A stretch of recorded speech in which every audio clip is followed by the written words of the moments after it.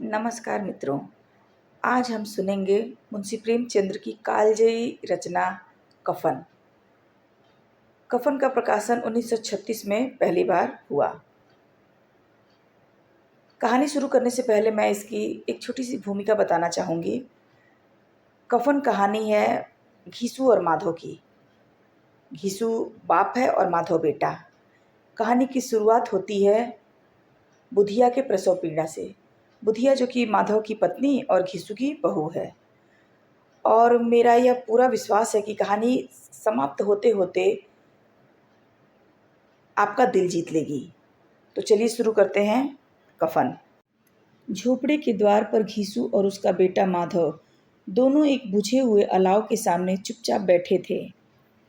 अंदर माधव की बहू बुधिया प्रसव वेदना से करा रही थी। रह रहकर उसके मुंह से ऐसी दिल दहला देने वाली चीख निकलती थी कि दोनों कलेजा थाम लेते थे। जाड़ों की रात थी। प्रकृति सन्नाटे में डूबी हुई। सारा गांव अंधकार में लय हो गया था। घीसू ने कहा, मालूम होता है बचेगी नहीं। सारा दिन दौड़ते ही गया। जा देख तो आ। माधव चिढ़कर बोला, मरना ही है तो जल्दी क्यों नहीं मरती? देख कर क्या करूं? तू बड़ा बेदर्द है बे। साल भर जिसके साथ सुख चैन से रहा, उसी के साथ इतनी बेवफाई। मुझसे तो उसका तड़पना और हाथ पांव पटकना नहीं देखा जाता। माधव ने दो टूक कहा। चमारों का कुनबा था और सारे गांव में बदनाम। घीसू एक दिन काम करता तो 3 दिन आराम करता। माधव इतना कामचोर था कि आध घंटे काम करता तो घंटे भर चिलम पीता। इसलिए उन्हें कहीं मजदूरी नहीं मिलती थी। घर में मुट्ठी भर भी अनाज मौजूद हो तो उनके लिए काम करने की कसम थी। जब 2-4 फाके हो जाते तो घीसू पेड़ से लकड़ियां तोड़ लाता और माधव बाजार में बेच आता। और जब वह पैसे रहते दोनों इधर उधर मारे मारे फिरते। गांव में काम की कमी न थी। किसानों का गांव था। मेहनती आदमी के लिए 50 काम थे। मगर इन दोनों को उसी वक्त बुलाते जब 2 आदमियों में से किसी एक का काम पाकर भी संतोष कर लेने के अलावा और कोई चारा न हो। अगर दोनों साधु होते तो उन्हें संतोष और धैर्य के लिए संयम और नियम की बिल्कुल ज़रूरत न होती। यह तो उनकी प्रकृति थी। विचित्र जीवन था इनका। घर में मिट्टी के 2-4 बर्तन के सिवा कोई संपत्ति नहीं। फटे चीथड़ों से अपनी नग्नता को ढाके जी रहे थे। संसार की चिंताओं से मुक्त, कर्ज से लदे हुए। गालियां भी खाते, मार भी खाते, मगर कोई गम नहीं। दीन इतने कि वसूली की बिल्कुल आशा न रहने पर भी लोग इन्हें कुछ न कुछ कर्ज दे देते थे।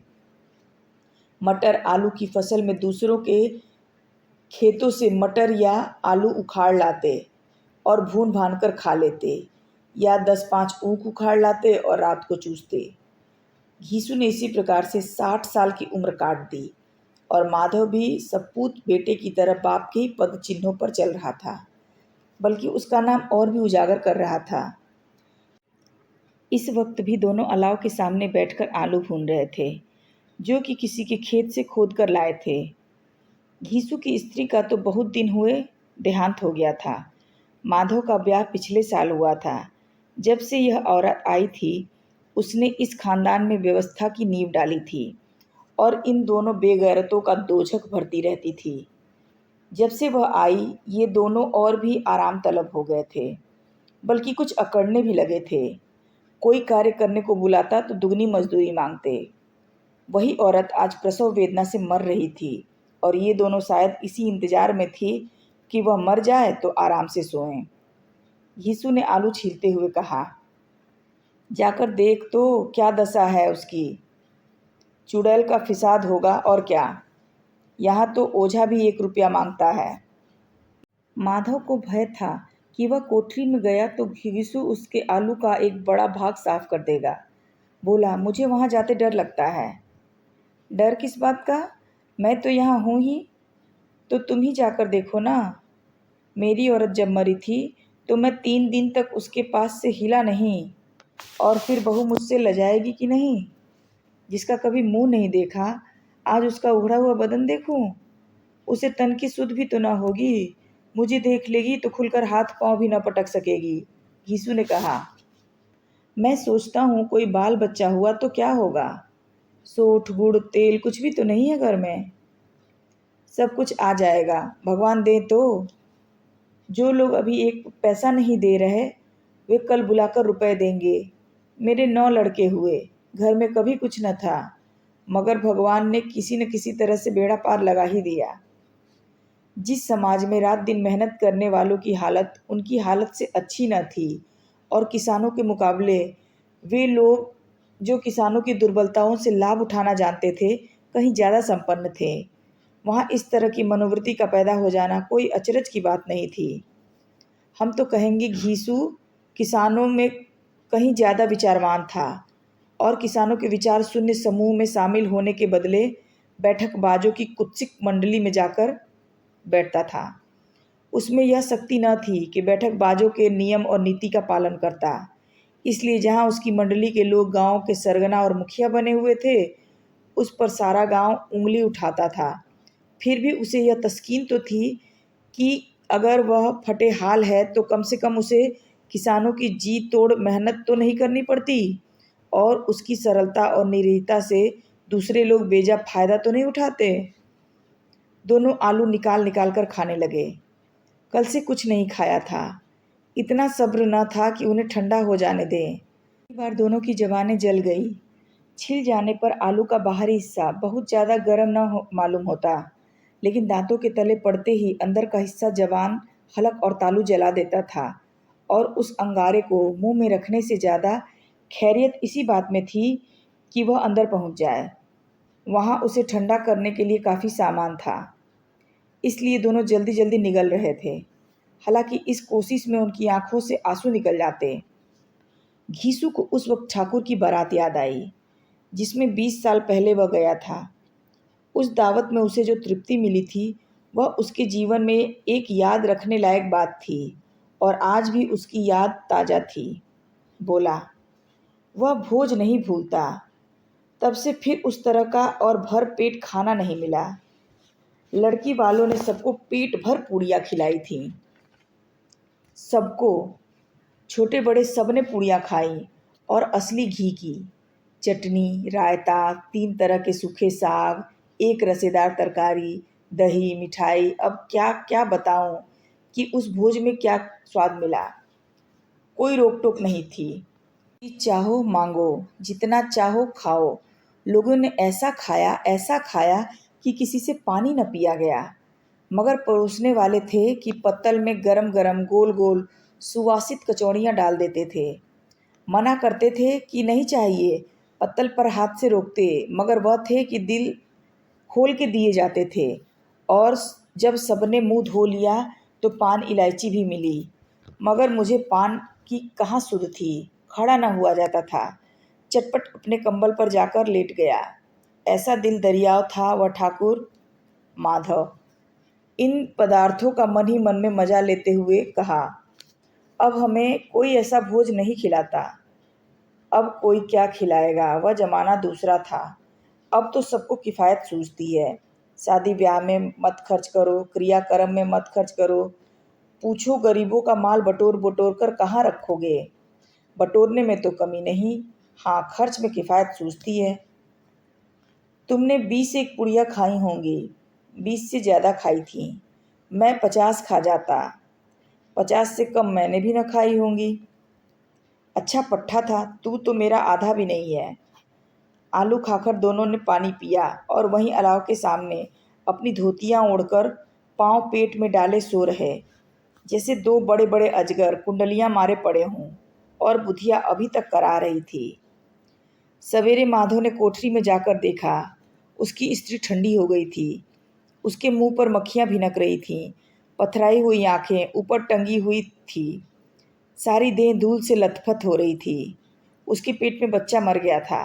माधव भागा हुआ घीसू के पास आया। फिर दोनों जोर जोर से हाय हाय करने लगे और छाती पीटने लगे। पड़ोस वालों ने यह रोना धोना सुना तो दौड़े हुए आए और पुरानी मर्यादा के अनुसार इन अभागों को सांत्वना देने लगे, मगर ज़्यादा रोने पीटने का अवसर न था। कफन की और लकड़ी की फिक्र करनी थी। घर में तो पैसा इस तरह गायब था जैसे चील के घोंसले से मांस। बाप बेटे रोते रोते गांव के जमींदार के पास गए। वह दोनों की सूरत से नफरत करते थे। कई बार इन्हें अपने हाथों से पीट चुके थे, चोरी करने के लिए, वादा कर काम पर न आने के लिए। पूछा, क्या है बे घिसुआ, रोता क्यों है? अब तो तू कहीं दिखलाई भी नहीं देता, मालूम होता है इस गांव में रहना नहीं चाहता। घीसू ने जमीन पर सिर रखकर आंखों से आंसू भरे हुए कहा, सरकार, बड़ी विपत्ति में हूँ। माधो की घरवाली गुजर गई, रात भर तड़पती रही सरकार। हम दोनों उसके सिरहाने बैठे रहे, दवा दारू जो कुछ हो सका सब कुछ किया, पर हमें दगा दे गई। अब कोई एक रोटी देने वाला भी न रहा मालिक, तबाह हो गए, घर उजड़ गया। आपका गुलाम हूँ, अब आपके सिवा कौन उसकी मिट्टी पार लगाएगा? हमारे हाथ में जो कुछ था सब दवा दारू में उठ गया। सरकार ही की दया होगी तो उसकी मिट्टी उठेगी, आपके सिवा किसके द्वार पर जाऊं? जमींदार साहब दयालु थे, मगर घीसू पर दया करना काले कंबल पर रंग चढ़ाना था। जी में तो आया कह दें, चल दूर हो जा यहाँ से। यूं तो बुलाने से भी नहीं आता, आज जब गरज पड़ी तो आकर खुशामद कर रहा है, हरामखोर कहीं का बदमाश। लेकिन यह क्रोध या दंड का अवसर न था। जी में कुड़ते हुए 2 रुपए निकालकर फेंक दिए, मगर सांत्वना का एक शब्द भी मुंह से न निकला। उसकी तरफ ताका तक नहीं, जैसे सिर का बोझ उतारा हो। जब जमींदार साहब ने 2 रुपए दिए तो गांव के बनिए महाजनों को इनकार का साहस कैसे होता? घीसू जमींदार के नाम का ढिढोरा भी पीटना जानता था। किसी ने 2 आने दिए, किसी ने 4 आने। 1 घंटे में घीसू के पास 5 रुपए की अच्छी रकम हो गई। कहीं से अनाज मिल गया, कहीं से लकड़ी, और दोपहर को घीसू और माधव बाजार से कफन लाने चले। इधर लोग बांस वांस काटने लगे। गांव की नर्म दल स्त्रियां आकर लाश देखती और उसकी मिट्टी पर 2 बूंद आंसू गिराकर चली जाती। बाजार में पहुंचकर घीसू बोला, लकड़ी तो उसे जलाने भर को मिल गई है, क्यों माधव? माधव बोला, हाँ लकड़ी तो बहुत है, अब कफन चाहिए। तो चलो कोई हल्का सा कफन ले लें। हाँ और क्या, लाश उठते उठते रात हो जाएगी, रात को कफन कौन देखता है? कैसा बुरा रिवाज है कि जिसे जीते जी तन ढकने को चीथड़ा भी ना मिले, उसे मरने पर नया कफन चाहिए। कफन लाश के साथ जल ही तो जाता है, और क्या रखा रहता है? यही 5 रुपए पहले मिलते तो कुछ दवा दारू कर लेते। दोनों एक दूसरे के मन की बात ताड़ रहे थे। बाजार में इधर उधर घूमते, कभी इस बजाज की दुकान पर, कभी उसकी दुकान पर। तरह तरह के कपड़े, रेशमी और सूती देखे, मगर कुछ जचा नहीं। यहाँ तक कि शाम हो गई। तब दोनों न जाने किस दैवी प्रेरणा से एक मधुशाला के सामने जा पहुँचे और जैसे किसी पूर्व निश्चित व्यवस्था से अंदर चले गए। वहाँ जरा देर तक दोनों असमंजस में खड़े रहे। फिर घुईसू ने गद्दी के सामने जाकर कहा, साहू जी, एक बोतल हमें भी देना। उसके बाद कुछ चिखौना आया, तली हुई मछली आई, और दोनों बरामदे में बैठकर शांतिपूर्वक पीने लगे। कई कुंजियां ताबड़तोड़ पीने के बाद सरूर में आ गए। घीसू बोला, कफन लगाने से क्या मिलता? आखिर जल ही तो जाता, कुछ बहू के साथ तो न जाता। माधव आसमान की तरफ देखकर बोला, मानो देवताओं को अपनी निष्पापता का साक्षी बना रहा हो। दुनिया का दस्तूर है, नहीं तो लोग बामनों को हजारों रुपए क्यों देते? कौन देखता है परलोक में मिलता है या नहीं? बड़े आदमियों के पास धन है, फूके, हमारे पास फूकने को क्या है? लेकिन लोगों को जवाब क्या दोगे? लोग पूछेंगे नहीं कफन कहाँ है? घीसू हंसा, अबे कह देंगे कि रुपए कमर से खिसक गए, बहुत ढूंढा मिले नहीं। लोगों को विश्वास नहीं आएगा, लेकिन फिर वही रुपए देंगे। माधव भी हंसा इस अनपेक्षित सौभाग्य पर, बोला, बड़ी अच्छी थी बेचारी, मरी तो खूब खिला पिलाकर। आधी बोतल से ज़्यादा उड़ गई। घीसू ने 2 सेर पूड़ियाँ मंगाई, चटनी, अचार, कलेजियाँ। शराब खाने के सामने ही दुकान थी। माधव लपक कर 2 पत्तलों में सारा सामान ले आया। पूरा 1.5 रुपया खर्च हो गया, सिर्फ थोड़े से पैसे बच रहे। दोनों इस वक्त शांत से बैठे पूड़ियाँ खा रहे थे, जैसे जंगल में कोई शेर अपना शिकार उड़ा रहा हो। न जवाबदेही का खौफ, न बदनामी की फिक्र। इन सब भावनाओं को उन्होंने बहुत पहले ही जीत लिया था। घीसू दार्शनिक भाव से बोला, हमारी आत्मा प्रसन्न हो रही है तो क्या उसे पुण्य न होगा? माधव ने श्रद्धा से सिर झुकाकर तस्दीक की। जरूर से जरूर होगा। भगवान तुम अंतर्यामी हो, उसे बैकुंठ ले जाना। हम दोनों हृदय से आशीर्वाद दे रहे हैं। आज जो भोजन मिला वह कभी उम्र भर न मिला था। एक क्षण के बाद मन में एक शंका जागी। बोला, क्यों दादा, हम लोग भी एक न एक दिन वहां जरूर जाएंगे ना? यीशु ने इस सवाल का उत्तर न दिया। वह परलोक की बातें सोचकर इस आनंद में बाधा न डालना चाहता था। जो वहां हम लोगों से पूछे कि तुमने हमें कफन क्यों नहीं दिया, तो क्या कहेंगे? कहेंगे तुम्हारा सिर। पूछेगी तो जरूर। तू कैसे जानता है कि उसे कफन न मिलेगा? तू मुझे ऐसा गधा समझता है? 60 साल क्या दुनिया में घास खोदता रहा हूँ। उसको कफन मिलेगा और बहुत अच्छा मिलेगा। माधव को विश्वास न आया। बोला, कौन देगा? रुपए तो तुमने चट कर दिए। वह तो मुझसे पूछेगी। उसकी मांग में तो सिंदूर मैंने भरा था। घीसू गुस्सा होकर बोला, मैं कहता हूँ उसे कफन मिलेगा, तू मानता क्यों नहीं? कौन देगा, बताते क्यों नहीं? वही लोग देंगे जिन्होंने अब की दिया। हाँ, अब की रुपए हमारे हाथ न आएंगे।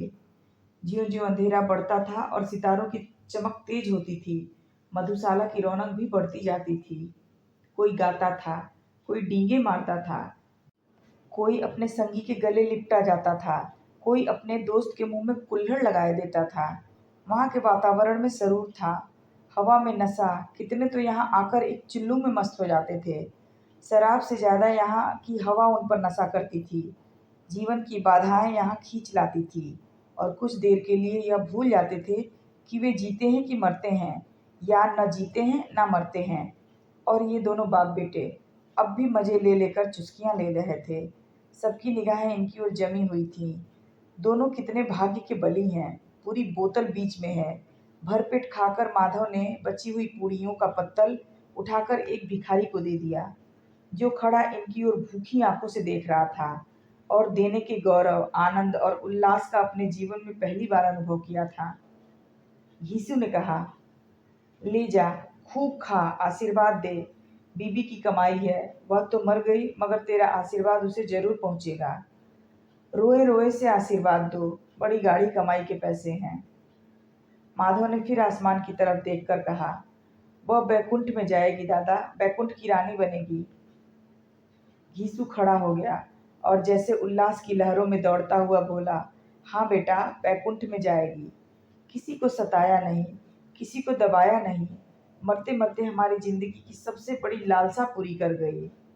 वह न बैकुंठ में जाएगी तो क्या ये मोटे मोटे लोग जाएंगे, जो गरीबों को दोनों हाथों से लूटते हैं और अपने पाप को धोने के लिए गंगा में नहाते हैं और मंदिरों में जल चढ़ाते हैं। श्रद्धालुता का यह रंग तुरंत ही बदल गया। अस्थिरता नशे की खासियत है।